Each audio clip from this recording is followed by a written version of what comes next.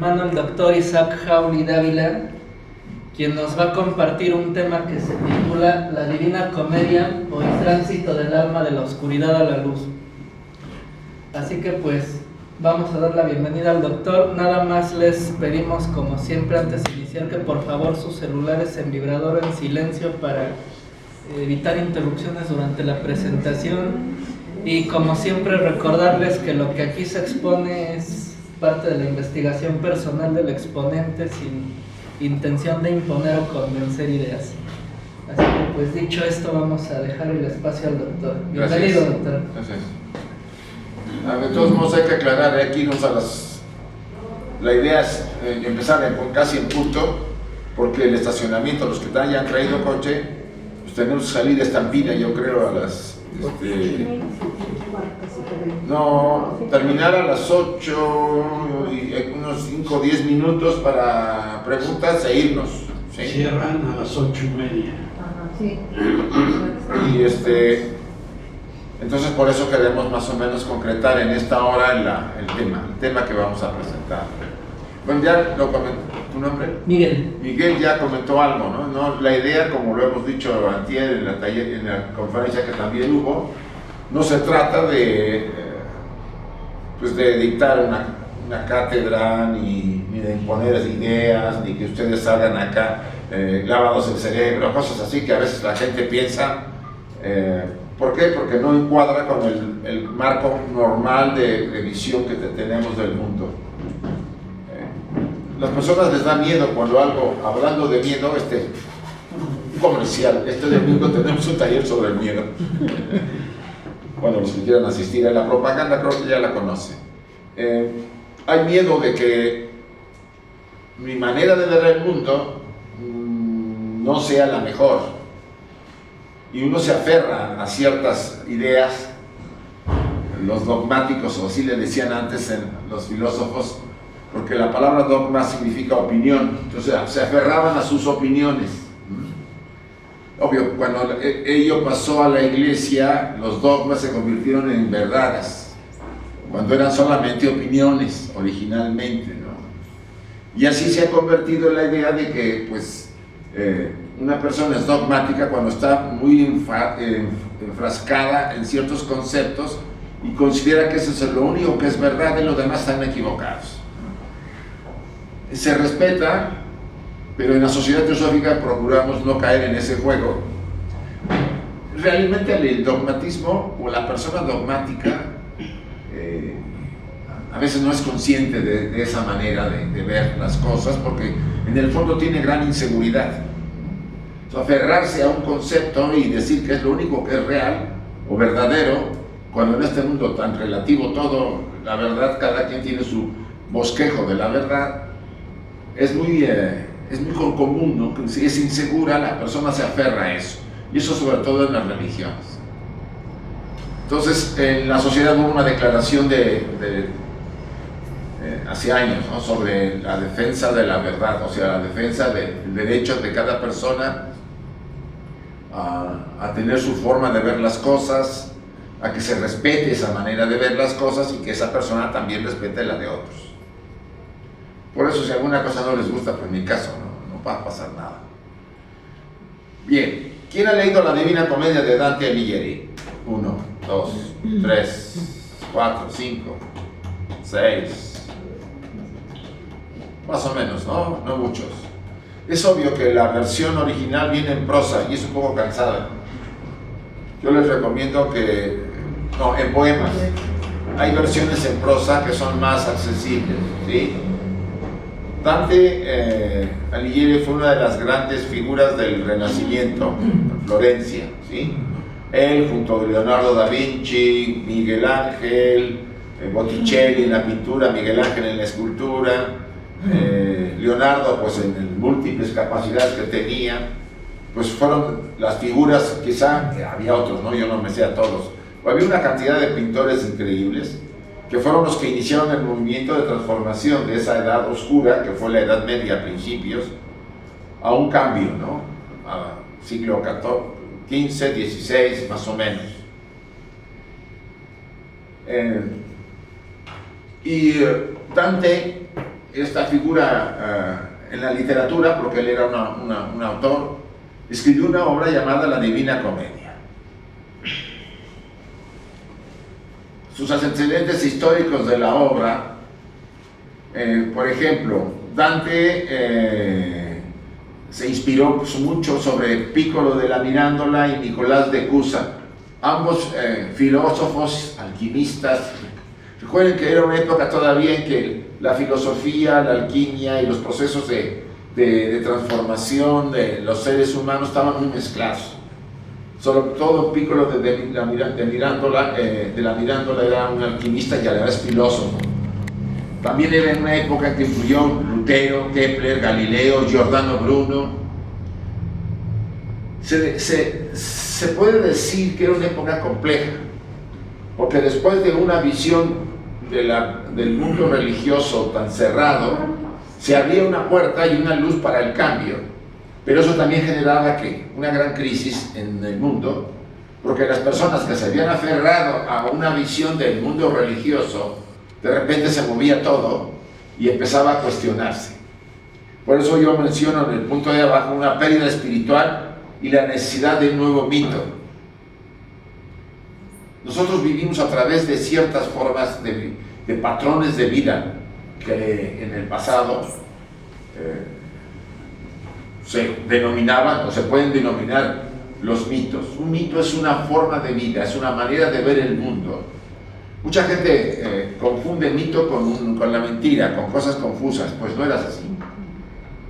No es así, porque cada quien tiene su propio mito y el trabajo de descubrirlo es para que sean conscientes de que siguen una especie de patrón, un programa.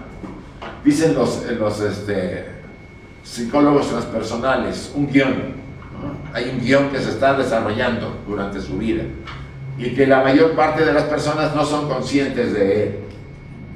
Es como un programa en el inconsciente que se desarrolló. Bueno, lo vamos a ver este domingo, porque ¿cuáles son las causas de esos programas? Por ejemplo, del miedo. Hay varias influencias en nosotros para que eso se pueda producir, pero lo importante acá es que ese modelo, entre comillas, que la gente de toda la alta Edad Media y la mitad de la Edad Media les había sostenido los primeros 1000 años, vamos a decirlo así, y los siguientes 2 siglos, se venía abajo en el Renacimiento, unos cambios de paradigmas muy fuertes. Entonces la gente estaba como confundida, ¿no? Decían, bueno, si esto que había sido lo que me había sostenido ahora se está cuestionando, pues entró en una especie de pérdida espiritual, una especie de confusión, ¿no? de una situación difícil de entender para nosotros. Por ejemplo, Lutero, ya saben lo que hizo, ¿no? La Reforma Protestante, porque la iglesia pues, le daba por vender en aquella época terrenitos allá en el cielo, ¿no? Entonces, si ustedes pagaban su terrenito, pues ya lo tenían seguro, ¿no? Son las indulgencias famosas, ¿sí? Pues eso, Lutero dijo, él era un monje, creo que, ahí no me acuerdo, benedictino, ¿verdad? Pues no le pareció que se engañara a la gente para conseguir dinero para la iglesia. La gente lo hacía porque no había niveles de educación. Acuérdense que los que sabían leer y escribir eran los sacerdotes o algunos gobernantes, que incluso había muchos de la nobleza que no lo sabían hacer. El cambio era tremendo. Entonces, este tema de la pérdida espiritual en un momento dado conmovió mucho al mundo en el inicio del Renacimiento. El drama, la Divina Comedia trata de un drama del alma humana que por la ley kármica se vio obligado a enfrentar. Antier hemos hablado de la ley kármica, los que asistieron podrán comprender un poquito, de todos modos lo volveremos a comentar. Pero si es sincero, recibirá ayuda y guía en su periplo interior. Todos tenemos un periplo, un programa, vamos a decir, un destino. De alguna parte de ese destino no es muy adecuado y lo tendríamos que corregir en el proceso del despertar de nosotros. Pero la mayoría vivimos en nuestros mundos personales, perdidos en nuestras problemáticas, nuestras fantasías, nuestras necesidades, nuestras búsquedas de placer y de salir del dolor o del sufrimiento. poco tiempo tenemos para estar atentos a esto, porque nos parece que todo es una confusión y ha venido un mundo castigado, ¿no? Es la que mucha gente está desesperada por eso, sobre todo en los últimos años ha sido cada vez más fuerte por las carencias, sobre todo económicas, y los problemas de migraciones en todo el mundo. Es el alma quien nos redime y nos lleva del infierno al paraíso. Tenemos que conocernos y aceptarnos tal como somos. Tanto Krishnamurti como otros grandes líderes espirituales que han habido siempre recomendaban, como decía el oráculo de Delfos, hombre, conócete a ti mismo. Sabemos muy bien de ese tema, el autoconocimiento. Y ustedes dirán, si yo les pregunto, ¿se conocen? ¿Qué piensan? Cuando yo les digo, ¿quién eres tú? ¿Qué me dirían? Su nombre, ¿no? Bueno, ¿y qué? Pues estudié una profesión, o no la estudié, o soy ama de casa, o trabajo en el campo, o soy comerciante. ¿Qué estamos describiendo ahí? La personalidad, la máscara, ¿sí? No describimos al verdadero ser humano, estamos describiendo una imagen que no es ni real, aunque nosotros no nos hemos creído, porque ha sido formada desde pequeños por el entorno social, por la educación que hemos recibido y además por las tendencias que traemos de otras vidas. Ya lo comentamos en la pasada conferencia. La personalidad necesita estar constantemente reforzándose para creer que existe. Hablando del tema del dogma, muchas personalidades inseguras se aferran a ideas a veces muy extravagantes para poder soportar la ansiedad de que sientan que algo es firme, que algo es real y que no estamos en un mundo en que todo se está moviendo y que nada es seguro. Este tema lo vamos a tratar mucho el domingo en el taller, porque hablamos del miedo. Díganme ustedes quién no ha tenido miedo en su vida. Que levante la mano el que nunca ha tenido miedo. ¿Verdad que no? Tengan miedo.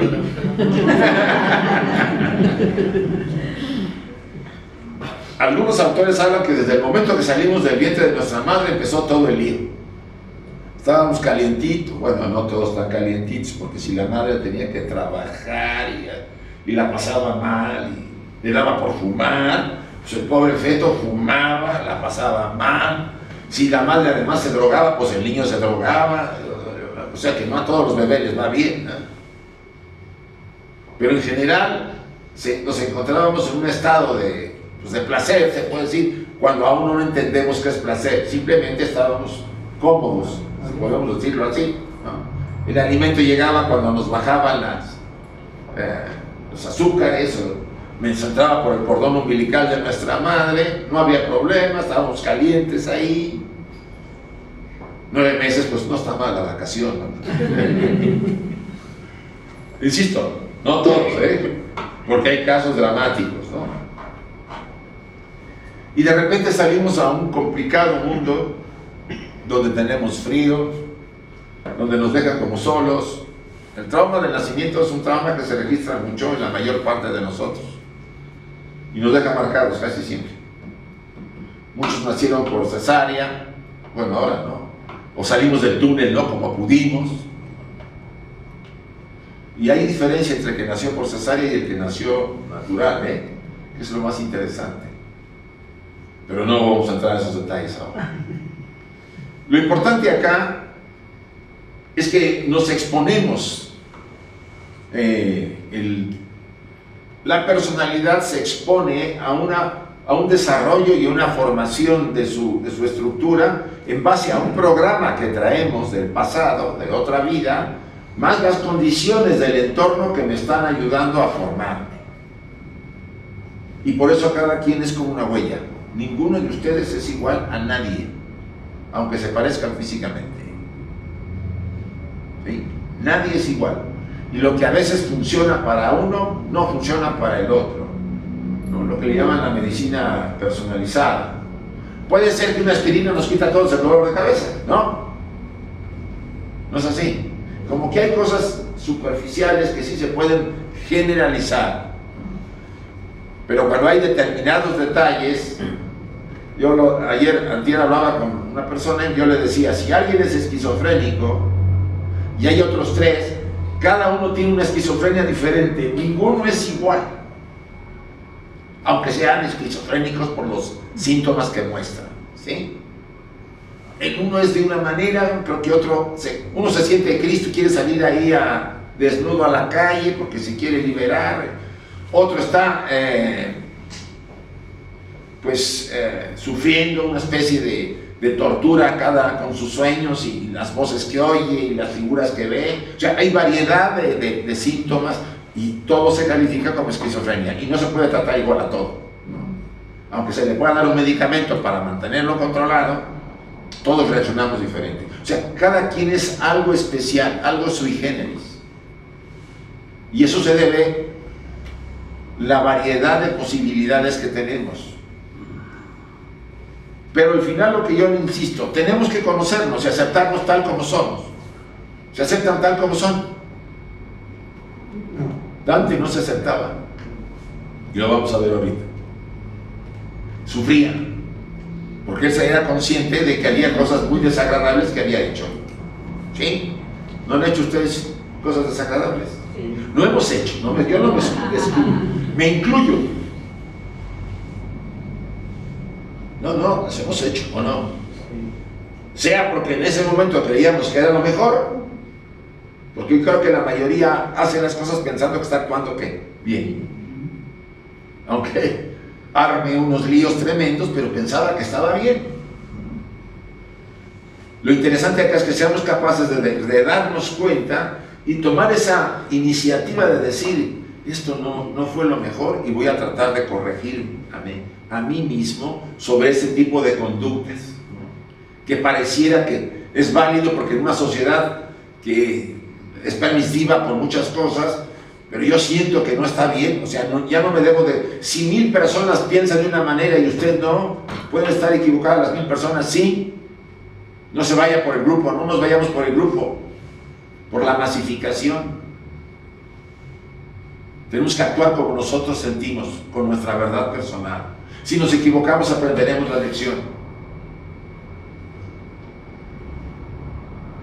Cuando descubrimos y aceptamos verdaderamente nuestra naturaleza, damos un paso hacia nuestra realización. No es negando la oscuridad como la luz prevalecerá, sino es en asumiendo aquello que hemos reprimido, el mal en nosotros como nosotros nos transmutamos, unificando nuestra naturaleza completa.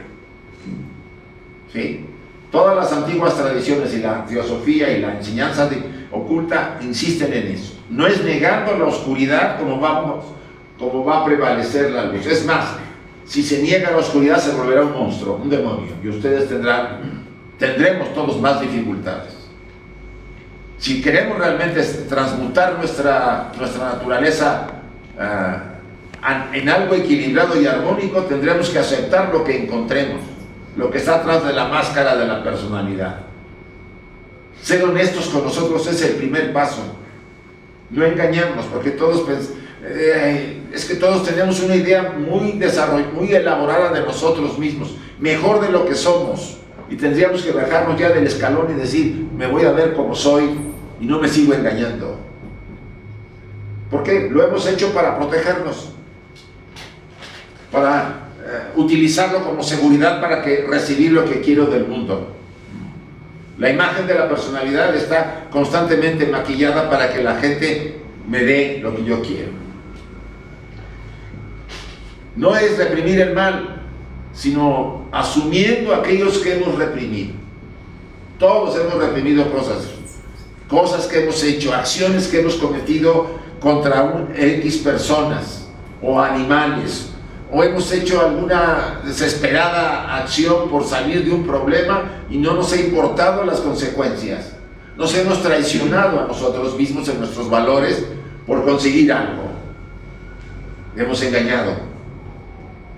Y no estamos hablando de que eso sea bueno o malo. Aquí no voy a entrar al juicio porque ni soy yo quien para juzgar en ese tema. Lo que quiero decir es que cargar un bagaje de este tipo y sentirnos culpables, como hay personas, solamente nos hace la vida difícil nos retrasa en nuestro desarrollo y verdaderamente nos ponemos en pie para ser candidatos a que yo tenga más clientes.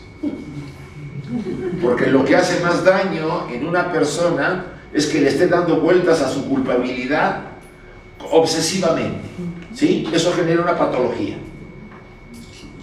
Ya Ramana Maharaji lo ha insistido tanto. Si vino alguien y le preguntó, oiga, ¿qué debo hacer para resolver una situación? Soy pecador, he hecho muchas cosas negativas. Y bueno, pues sí. ¿Quién no ha hecho cosas negativas? Vaya a tratar de resolver lo que ha hecho lo mejor que pueda y olvídese del tema y siga viviendo. Ya dio el golpe, no lo puede quitar, siga su vida, pero olvídese, no lo esté, como decimos, recalentando. Entendemos que es recalentar. Ustedes cada vez que se acuerdan de una situación agradable o desagradable, la vuelven ¿a qué? A activar, a darle vida. ¿No les pasa que cuando tuvimos un problema en casa con nuestros padres y nos dolió mucho, el recordarlo no nos entristece? Eso llama recalentar. Le volvemos a dar vida a algo que no deberíamos hacerlo porque nomás nos va a lastimar y a sentirnos dañados, afectados, poco amados, etcétera, etcétera. Bueno, esta es la constitución del ser humano. No quiero entrar tanto en detalle ahorita. Este domingo lo vamos a hacer, pero ya conoce la mayor parte, la parte llamada personalidad, que está aquí abajo, lo que llamamos el cuaternario inferior, estos 4, y la tríada divina, lo superior, lo que somos nosotros verdaderamente, lo que es eterno y permanente y no muere. Esto se cambia en cada oportunidad después de una vida. Si nos da tiempo, daríamos más explicación sobre este tema. Bien, ¿cómo empieza la Divina Comedia? Dice el Dante, es Viernes Santo, y el Dante tiene 35 años. Está colocadísimo para la crisis. ¿Quién no ha tenido una crisis entre los 30 y 35? A ver, le llamamos crisis existenciales. Empieza por los 28. Y le da cañón entre los 30, 32, 33, 35. Se divorcia, se tiene un accidente, se enferma. Hay variedad de crisis, pero normalmente ha ocurrido. A lo mejor ustedes no han querido verla, se han ahí anestesiado con diversión, bebida, lo que fuera, porque la gente hace cosas para no ser consciente de un sufrimiento que no le encuentran razón de explicarse, y ya no lo vemos. Pasa y lo olvidamos, pero volverá con más fuerza. Dice el Dante, tengo 35 años, necesito ver la verdad, el plano superior, elevarme, ver por encima de la cabeza del monte de la felicidad, pero es incapaz de hacer el viaje hasta ahí solo. Dante se encuentra a la mitad del camino de su vida, donde me encontré en un bosque oscuro en el que me había yo perdido. ¿Quién no se ha sentido perdido en su vida? Rodeado de amigos y gente que los quiere, pero se sienten solos y perdidos. Esa es una de las formas de la gran crisis. Y vean en qué fecha, Viernes Santo, que todo es simbólico. Esto es para encajarlo nosotros. Aquí el Dante es la primera persona, está actuando, está participando en su obra como si fuera su biografía. Nos está diciendo lo que él siente.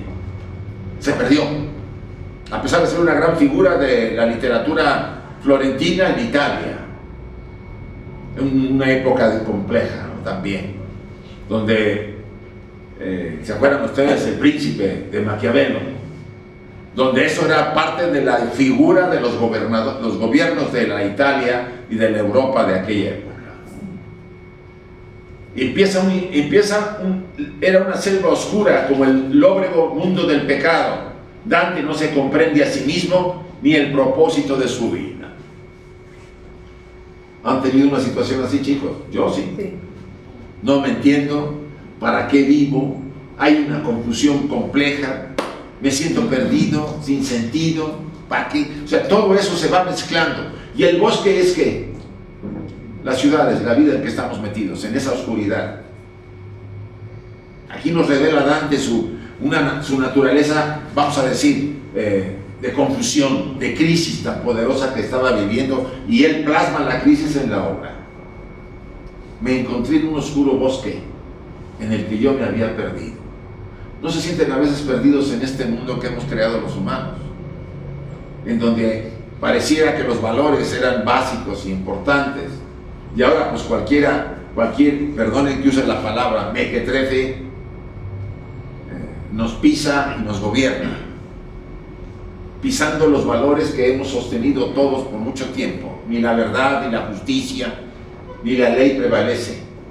¿Pero por qué? Porque nosotros lo hemos permitido. Eso no está por gratis, ¿eh? Los gobiernos tenemos los pueblos tenemos los gobiernos que merecemos, y eso pasa ahorita en todo el mundo, ¿eh? No crean, yo estoy en España y allá está. Yo no les digo a los españoles, ustedes que luchaban, nos decían que los mexicanos, ustedes son los que nos llevaron ya la enfermedad. Y la India y Sudamérica, porque he estado yo ahorita viajando, Cuba, Puerto Rico, República Dominicana, en todos los lugares está esta enfermedad de deshonestidad, pero poderosa. La India es increíble, pues está metida hasta los huesos de los gobernantes. Entonces, ¿qué está pasando? Es una época no de una crisis de un grupo o de una persona, es una crisis del mundo, de la humanidad, que ha llegado a ciertos niveles exagerados, porque, como decía este escritor portugués, ¿se acuerdan que murió? Que escribió cosas muy bonitas, ¿cómo se llamaba? No sé si lo... José Saramago.